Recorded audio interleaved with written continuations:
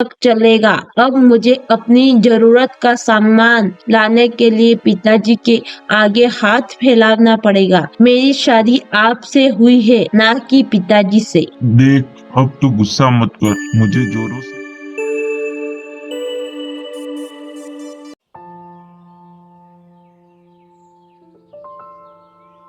यह कहानी है बादलपुर नामक गांव की। वहाँ एक श्याम नामक का एक लड़का रहता था जो बहुत आलसी और कमजोर था।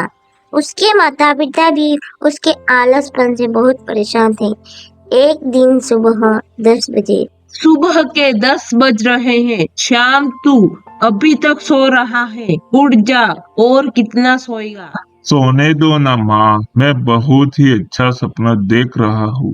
उठ, तेरे पिताजी कितनी मेहनत करते हैं घर चलाने के लिए, और तू अभी तक बिस्तर में पड़ा है। इतना कहने पर भी माँ की बातों का श्याम पर कोई असर नहीं पड़ रहा था। और कितना सोएगा? बेशरम, पड़े पड़े सपने देख रहा है। घर में खाने को एक वक्त का खाना भी नहीं है। तो माँ, इसमें मैं क्या कर सकता हूँ? पिताजी गए हैं मजदूरी पर, कमा कर ले आएंगे और हम लोग भरपेट खाना खा लेंगे। तू कब सुधरेगा श्याम? तू अब बच्चा नहीं रहा। तेरी उम्र के लड़के कितनी मेहनत करते हैं और अपना घर चलाते हैं। तुझे पता है ना, तेरे पिताजी की तबीयत ठीक नहीं रहती है, फिर भी वह घर का चूल्हा जलाने के लिए काम पर जाते हैं। मुझसे तो नहीं होगी मजदूरी माँ, पिताजी है ना, करेंगे काम। मैं तो अच्छे से खाना खाऊंगा और जी भर के सोऊंगा, और दोस्तों के साथ घूमना फिरना अच्छा लगता है मुझे। ऐसा कहकर श्याम सो जाता है। हे भगवान, क्या करूं मैं इस लड़के का? इसे ना तो माँ की हालत देखती जाती है और ना ही पिता की बिगड़ी हुई हालत। पता नहीं श्याम कब अपना आलसीपन छोड़ेगा। वह श्याम का रोज का था। उसके आलसपन के चर्चे पूरे गांव में थे। लोग उसे समझाते थे, पर वह एक कान से सुनता था और दूसरे कान से निकाल देता था। वह सोचता था, लोगों तो ऐसे ही कुछ भी कहते रहते हैं। उसकी चिंता उस माता पिता को सताने लगी।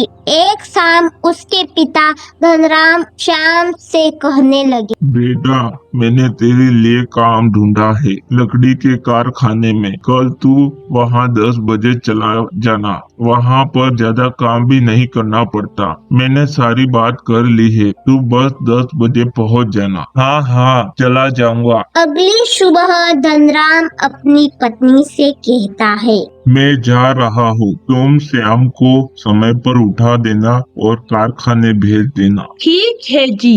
ऐसा कहकर धनराम मजदूरी करने के लिए चला जाता है। उठ जा बेटा, तुझे आज काम के लिए जाना है। अरे माँ, सोने दो, अभी समय नहीं हुआ है, अभी तो बहुत समय बाकी है। अरे बेटा, तू चला जा, मुझे तेरे मामा के यहाँ जाना है। तू चला जा, फिर मैं जाती हूँ। नहीं माँ, तुम चली जाओ, मैं समय पर कारखाने चला जाऊंगा। ऐसा कहकर श्याम की माँ चली जाती है। श्याम मन ही मन में सोचता है, कारखाने जाओ या नहीं, उठने का मन भी नहीं कर रहा है। उसे उसका आलसीपन उठने नहीं देता और वह गहरी नींद में सो जाता है। कुछ समय बाद आज तो बहुत थक गया। श्याम गया होगा कारखाने या नहीं? गया हो तो अच्छा है। कुछ ही समय में धनराम और उसकी पत्नी घर पहुंचते हैं और देखते हैं श्याम खटिया पर लेटा हुआ था। वह उसे उठाते हैं। अरे नालायक, उठ उठ, पूरे दिन निकम्मे की तरह सोया रहता है। उठ जा उठ जा, क्या हुआ? सुबह हो गई क्या? अरे नालायक, तुझे कारखाने जाने को बोला था और तू है कि अभी तक सो रहा है। अरे मेरी नींद नहीं खुली माँ, मुझे जोरों से भूख लग रही है, जल्दी से कुछ बना दो, मैं दोस्तों के पास जाके आता हूँ। ऐसा कहकर श्याम घर से निकल जाता है। पता नहीं जी, श्याम को कब समझ आएगी।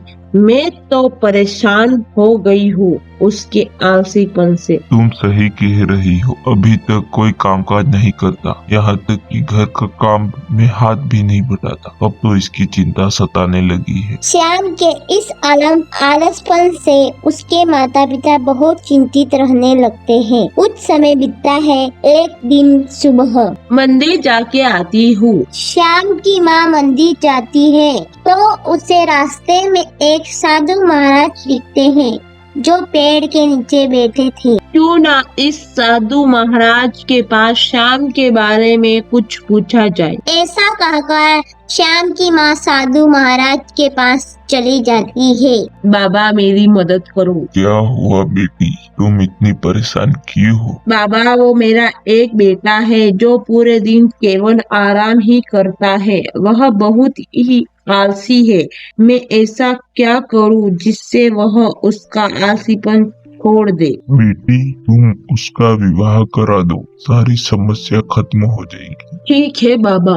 ऐसा कहकर श्याम की माँ घर आती है और अपने पति धनराम से कहती है, आज मुझे एक साधु महाराज मिले थे। तो क्या कह रहे थे महाराज? मैंने श्याम के बारे में पूछा और उन्होंने कहा कि उसका विवाह करा दो, सारी समस्या खत्म हो जाएगी। हाँ, तुम सही कह रही हो। सर पे पत्नी की जिम्मेदारी होगी तो उसे समझ आ जाएगी। कुछ समय बीतता है। पास ही के गांव में की एक लड़की तारा से श्याम का विवाह हो जाता है। तारा एक अनाथ लड़की थी जो अपने मामा मामी के साथ रहती थी। तारा 5 वर्ष की थी जब उसके माता पिता का देहांत हो जाता है। अब धनराम और उसकी चिंता जैसे थोड़ी हल्की हो गई। अब तेरी पत्नी घर आ गई है, अब से तू मेरे साथ काम पर चलेगा। ठीक है पिताजी, आप मुझे सवेरे उठा देना। अगली सुबह होते ही श्याम की पत्नी तारा उसे उठाने लगती है। सुनिए जी, उठ जाइए, पिताजी ने आपको उठाने को कहा है। काम पर नहीं जाना है क्या? अरे तारा, क्या है, सोने दो, अभी मेरी नींद पूरी नहीं हुई है। जी 8 बज गए हैं। पिताजी आपका इंतजार कर रहे हैं। काम करने का तो यही समय होता है ना। देख तारा, अब मुझे गुस्सा आ रहा है, मुझे सोने दे। रही बात काम की तो पिताजी कर लेंगे। श्याम का ऐसा बर्ताव देखकर तारा चिंतित हो जाती है और अपने ससुर से कहती है, पिताजी वह नहीं उठ रहे हैं और काम पर भी नहीं आना चाहते और वह मुझसे भी गुस्से में बात कर रहे हैं। मैं समझ नहीं पा रही हूँ कि मैं क्या करूँ। तू चिंता ना कर बहू, श्याम का मन बुरा नहीं है, बस वह आलस से भरा हुआ है। इसे बस खाना पीना और मौज करना ही पसंद है और काम तो इसने कभी किया ही नहीं है, इसलिए तो मैंने इसका विवाह करा दिया। पत्नी की जिम्मेदारी पड़ेगी तो खुद ही समझ जाएगा। लेकिन पिताजी वह तो काम करने के लिए मना कर रहे हैं। एक दिन में कुछ नहीं होता बहू, तू बस उस पर जोर डाल, उसे समझा, कैसे भी करके उसका आलसीपन निकाल। ठीक है पिताजी, मैं पूरी कोशिश करूंगी उनका आलस निकालने में। बहू, तुम ही हो जो श्याम का आलस निकाल सकती हो। हमने हमारी ओर से पूरी कोशिश कर ली पर हम उसका आलस नहीं निकाल पाए। ऐसा कहकर धनराम काम पर चला जाता है। ऐसे ही कुछ समय बीतता है। समय के साथ श्याम का आलसपन भी बढ़ता जाता है। एक दिन तारा श्याम से कहती है, सुनिए जी, मुझे कुछ सामान चाहिए।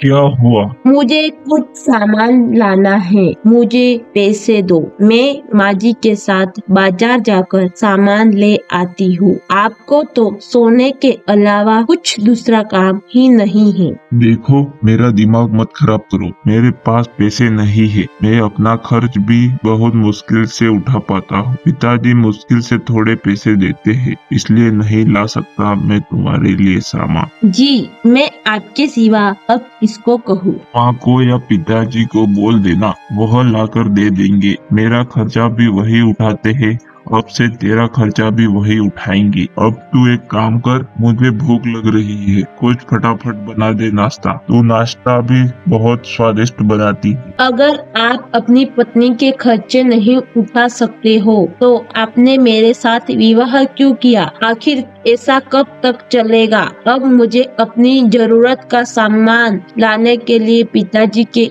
आगे हाथ फैलाना पड़ेगा। मेरी शादी आपसे हुई है, ना कि पिताजी से। देख, अब तू गुस्सा मत कर, मुझे जोरों से भूख लग रही है, कुछ बना दे। तारा खाना नहीं बनाती है और शाम घर से बाहर चला जाता है। बात तो ऐसी कर रहे हैं जैसे बहुत काम करके आए हैं। भगवान, क्या करूं मैं इनके आलस का? पता नहीं मेरी जिंदगी में अब खुशियाँ आएगी या ऐसे ही जिंदगी चली जाएगी। आखिर कैसे निकालूं मैं इनका आलसपन? श्याम के माता पिता और पत्नी उसके आलस से बहुत परेशान थे। उस दिन धनराम को काम नहीं मिला और घर में खाना नहीं बना। श्याम घर आता है और तारा से कहता है, आज तो दोस्तों के साथ बहुत मजे किए। अरे आज तो बहुत थक गया हो, जल्दी से खाना दे। आज तूने मुझे सुबह में भी खाना नहीं दिया था। आज तो घर में खाना नहीं बना है जी। पिताजी की तबीयत आज ठीक नहीं थी, वह फिर भी गए थे मजदूरी करने, पर बीमार होने की वजह से किसी ने मजदूरी नहीं दी आज। यह सब तो ठीक है, पर मैं भूखा नहीं सो सकता।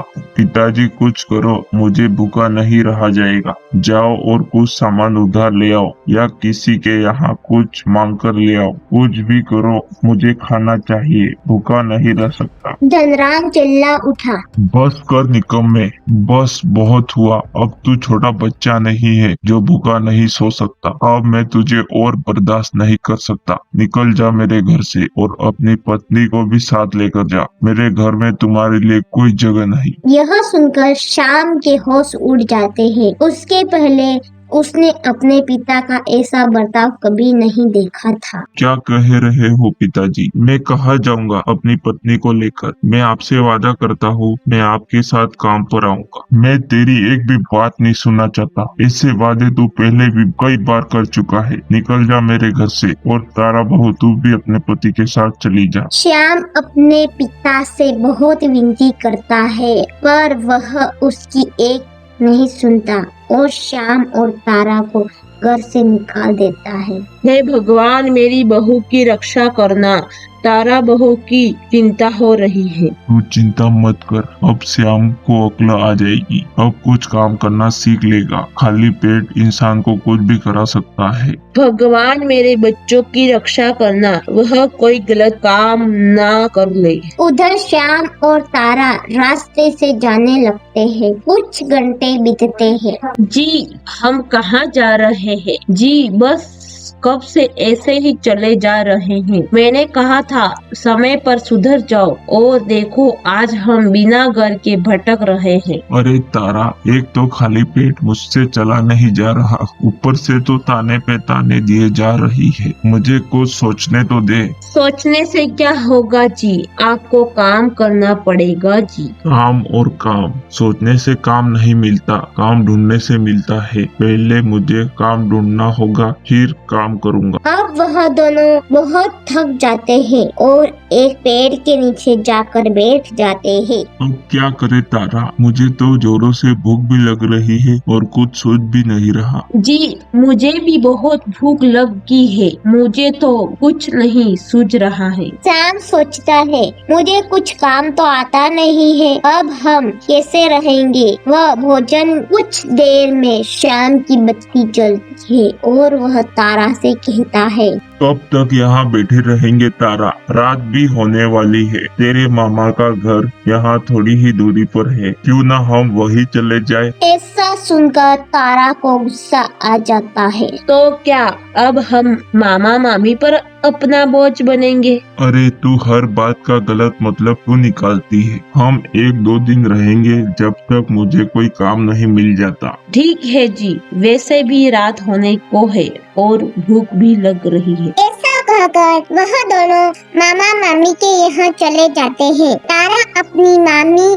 और मामा को सारी बातें सच सच बता देती है। हमें बस कुछ दिन यहाँ रहना है, जैसे ही इनका काम मिल जाएगा हम चले जाएंगे। ठीक है, तुम दोनों आराम करो, मैं खाना लेकर आती हूँ। कुछ ही देर में वह सब भोजन करते हैं। श्याम सोचता है अब तो मैं यहाँ ऐसे ही मजे करूँगा बिना किसी रोक टोक के। अगली ही सुबह श्याम तारा से कहता है, तारा, मैं गांव की ओर जाता हूँ, शायद कुछ काम मिल जाए। ऐसा बहाना बनाकर वह गांव की ओर घूमने फिरने निकल जाता है। शाम को जब वह घर आता है तो तारा कहती है, कोई काम मिला जी? और कितने दिन यहाँ रहना होगा? श्याम थकी हुई आवाज से कहता है, नहीं तारा, शायद मेरी किस्मत ही खराब है, मुझे कोई काम नहीं मिला। आप चिंता मत करिए जी, आप मन से मेहनत कर रहे हैं, कहीं ना कहीं तो जरूर काम मिल जाएगा। मैं आपके लिए खाना लाती हूँ, आप हाथ मुंह धो लीजिए। ऐसे ही देखते देखते कुछ महीने निकल जाते हैं। श्याम रोज झूठ बोलकर घर से निकल जाता है और शाम को वापस आता है। अब तारा के मामा मामी को श्याम के झूठ समझ आ जाता है और तारा श्याम पर भड़क जाती है। मुझे आपके बारे में सब पता चल गया है। गांव वाले बता रहे थे कि आप पूरे दिन इधर उधर घूम फिर कर समय निकाल रहे हो और काम के बारे में किसी से कोई बात नहीं करते हो। कब तक हम मामा मामी पर बोझ बने रहेंगे? अब तुझे सब सच सच पता चल गया है तो मैं झूठ नहीं बोलूंगा। मैं तो अब यही रहूंगा, मुझे ये काम नहीं होता। बस मुझे 2 वक्त का भरपेट खाना चाहिए और सुकून भरी नींद, बस मेरे लिए यही काफी है। तू भी यही शांति से रहे। तारा और श्याम की बातें मामा और मामी सुन लेते हैं, जिससे सुनकर उन्हें गुस्सा आ जाता है। हमें लगा था तुम एक अच्छे मेहनती लड़के हो श्याम, इसलिए हमने हमारी बेटी का विवाह तुम्हारे साथ कराया था। तुमको इतने दिन घर पर रखा, तुम इसके लायक ही नहीं हो। निकल जाओ हमारे घर से, आज के बाद यहाँ आने की कोई जरूरत नहीं। पर मेरी बात तो सुनिए मामा जी, मुझे तुम्हारी किसी बात पर भरोसा नहीं। बस तुम यहाँ से चले जाओ, जब तक तुम सुधर नहीं जाते तब तक यहाँ आने की कोई जरूरत नहीं। श्याम और तारा चुपचाप वहाँ से निकल जाते हैं। वह गांव के रास्ते जाने लगते हैं। पूरे रास्ते खामोश से अचानक तारा की तबीयत खराब हो जाती है।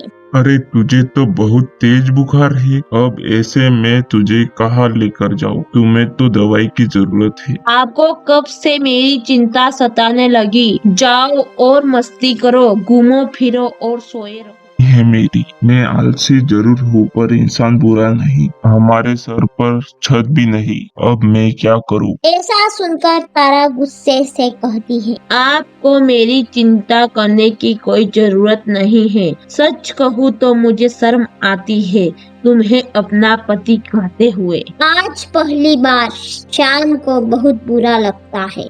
ऐसा मत कहो तारा। मैं सही कह रही हूँ, मैंने बार बार आपको सुधरने के मौके दिए पर आप नहीं सुधरे। आज के बाद मैं आपको कभी परेशान नहीं करूँगी। मैं अपने मामा मामी के घर जा रही हूँ, कभी लौट कर नहीं आऊंगी और आप भी कभी लौट कर मत आइएगा। तारा की बातें सुनकर श्याम की आंखों में आंसू भर आ गए। ऐसा मत करो तारा, अब मैं मन लगाकर काम ढूंढूंगा और करूंगा, मुझे छोड़कर मत जाओ। श्याम तारा को रोकने की कोशिश करता है पर तारा उसकी एक भी नहीं सुनती और अपने मामा मामी के घर चली जाती है। आज मुझे पहली बार एहसास हो रहा है, जब कोई अपना छोड़कर जाता है तो कितना दुख होता है, अपनों की कितनी अहमियत होती है और आलस का जीवन में कोई महत्व नहीं है। आज से मैं अपने इस आलस को निकाल दूंगा और नए जीवन की शुरुआत करूंगा। उस रात को श्याम ने पेड़ के नीचे गुजारी और सुबह उठते ही वह काम ढूंढने निकल जाता है। बहुत काम ढूंढता है पर उसे कोई काम नहीं मिलता, तो वह एक जमींदार के यहाँ जाता है। सेठ जी, कोई काम हो तो बताओ। मुझे पैसों की बहुत जरूरत है, मेरी पत्नी बीमार है। अच्छा अच्छा, तो एक काम करो, इस खेत की खुदाई कर दो, मैं तुम्हें 100 रुपए दूंगा। ठीक है सेठ जी। ऐसा कहकर श्याम पूरे दिन काम करता है और जमींदार उसे 100 रुपए देता है। यह मेरे जीवन की पहली कमाई है, मैं इससे तारा का इलाज कराऊंगा। ऐसा कहकर श्याम तारा के पास जाता है। तारा उठो, मैं आज काम करके पैसे लाया हूँ, अब चलो हम तुम्हारा इलाज करवा के आते हैं। अभी तारा कहती है, हम कहीं गए थे डॉक्टर के यहाँ, मुझे कोई बड़ी बीमारी हो गई है, अब मेरा बचना मुश्किल है। तारा की बातें सुन श्याम घबरा जाता है। नहीं तारा, मैं तुम्हें कुछ नहीं होने दूंगा। डॉक्टर ने कहा है मेरे इलाज में बहुत पैसे लग जाएंगे और इतने पैसे तो मामा मामी के पास भी नहीं है, शायद मैं अब नहीं रह पाऊंगी। तुम चिंता मत करो तारा, मैं तुम्हें कुछ नहीं होने दूंगा, चाहे कितना भी पैसा लग जाए मैं कमाऊंगा तुम्हारे लिए, चाहे मुझे दिन रात मेहनत क्यों ना करनी पड़े। तारा की ऐसी हालत देख श्याम के अंदर एक अच्छा इंसान जाग जाता है। अगली सुबह श्याम काम की तलाश में निकल जाता है। वह हर किसी के पास काम मांगता है, उसे कोई काम नहीं मिलता। कुछ दिन बीतते हैं और श्याम पेड़ के नीचे जाकर बैठता है। बहुत दिन बीत गए पर मैं पैसे जमा नहीं कर पा रहा हूँ, इतने पैसों से इलाज नहीं हो पाएगा, मुझे कुछ और सोचना होगा जिससे मैं तारा का जल्दी से जल्दी इलाज करा सकूं। ऐसा सोचकर श्याम पेड़ के नीचे लेट जाता है और उसके दिमाग की बत्ती जलती है। हाँ, अब मुझे यही करना चाहिए जिससे मैं जल्दी से जल्दी पैसा कमा पाऊंगा। श्याम सुबह जल्दी उठकर बाजार जाता है और कुछ सब्जियां लाकर गांव में बेच देता है। आज तो बहुत अच्छा दिन गया। ऐसे ही वह रोज बाजार जाता और सब्जियां लाकर गांव में बेच देता था। वह बाजार से एक साथ सब्जियां ले आता था। सब्जियां सस्ती पड़ जाती थी। कुछ दिनों में वह एक लारी खरीद लेता है। अब मुझे और तरक्की करनी होगी जिससे मैं तारा का इलाज करा सकूं। अब वह सब्जियों के साथ साथ कुछ फल भी बेचना शुरू कर देता है। अब मैं तारा का जल्दी से जल्दी इलाज करा सकूंगा। कुछ ही महीनों में श्याम अच्छा खासा पैसा कमा लेता है और तारा के पास जाता है। देख तारा, मैंने तेरे लिए पैसे जमा कर लिए, अब तेरा इलाज हो जाएगा और तू अब ठीक भी हो जाएगी। श्याम और तारा बहुत खुश हो जाते हैं। आपने तो कमाल कर दिया जी, आपने कर दिखाया, पर आप मुझे माफ कर दीजिएगा। मतलब मैं कुछ समझा नहीं। मैंने आपसे बीमार का झूठ बोला, मैं पूरी तरह से स्वस्थ हूँ। पर तुमने मुझसे ऐसा झूठ क्यों बोला? माँ और पिताजी ने हर कोशिश की आपकी आलस निकालने की, मैंने भी अपनी जान दी, आपको समझ नहीं आया, इसलिए मैंने आपको सही रास्ता दिखाने के लिए मैंने आपसे झूठ बोला था। तारा, तेरे एक झूठ ने मुझे मेहनती और सफल व्यक्ति बना दिया। चल अब अपने घर चले। ऐसा कहकर वह दोनों अपने घर जाते हैं। तारा पूरी बात अपने सास और ससुर से कहती है। बहू, जो काम हम नहीं कर सके वो तूने कर दिखाया। बस बेटा, इसी तरह मेहनत कर और अपना घर संभाल। हमारा क्या है, हम तो आज नहीं तो कल चल बसेंगे। धन्यवाद पिताजी, अगर आपने मुझे घर से नहीं निकाला होता तो कभी मुझे समझ नहीं आता। अब मैं समझ चुका हूँ, आप केवल आराम करो, आज से पूरा घर मैं संभालूंगा। इस प्रकार पूरा परिवार खुशी खुशी रहने लगता है।